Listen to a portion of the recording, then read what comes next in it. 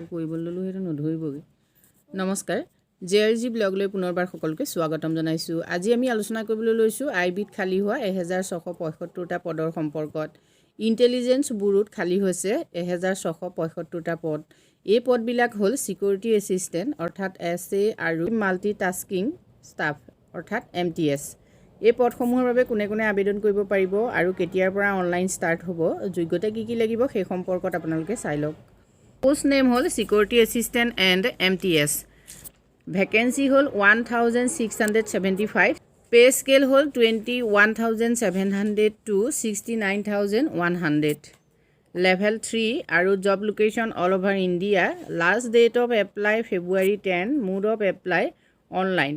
category হ'ল IB Recruitment 2023 official website চাওক mha.gov.in এই পদসমূহৰ বাবে যদি আপুনি এপ্লাই কৰিব খোজে তেতিয়া হলে জেনাৰেল ওবিসি ইডব্লিউএছ ৰ বাবে 500 এসসি এসটি পিডব্লিউডি ফিমেলৰ বাবে 50 পেমেন্ট মোড হ'ব অনলাইন এপ্লাই ষ্টাৰ্ট হ'ব জানুৱাৰী 21 2023 আৰু লাষ্ট ডেট হ'ব ফেব্ৰুৱাৰী 10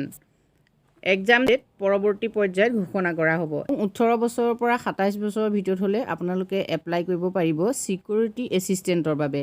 আৰু 18 বছৰৰ পৰা 25 বছৰৰ ভিতৰত হলে আপুনি এপ্লাই কৰিব পাৰিব এমটিএছৰ বাবে আৰু চৰকাৰী নিৰ্দেশনা অনুসৰি এজ ৰিলেক্সেশ্যন থাকিব গতিকে আপোনালোকে অফিচিয়েল নটিফিকেশনখন চাই ল'ব যিখনৰ লিংক মই ডেসক্ৰিপচন বক্সত দি দিম সিকিউৰিটি এসিস্টেন্ট এসএ ভ্যাকেন্সি আছে 1525 আনৰিজাৰ্ভৰ বাবে আছে 739 ওবিসিৰ বাবে আছে 276 এসটিৰ বাবে 242 এসটিৰ বাবে 117 ইডব্লিউএছৰ বাবে 151 আৰু কোৱালিফিকেশন হ'ব লাগিব 10th পাস অৰ্থাৎ দশম শ্ৰেণী উত্তীৰ্ণ হলে আপোনালোকে এই পদসমূহৰ বাবে আবেদন কৰিব পাৰিব এমটিএছৰ বাবে চাওক এমটিএছৰ পদ খালি আছে 150 আনৰিজাৰ্ভৰ 68 ওবিসি 35 এসচিৰ 16 এসটিৰ 16 আৰু ইডব্লিউএছৰ বাবে আছে 15 এই পদৰ বাবেও আপোনালোকে দশম উত্তীৰ্ণ হলে আবেদন কৰিব পাৰিব সিলেকশন প্ৰসেস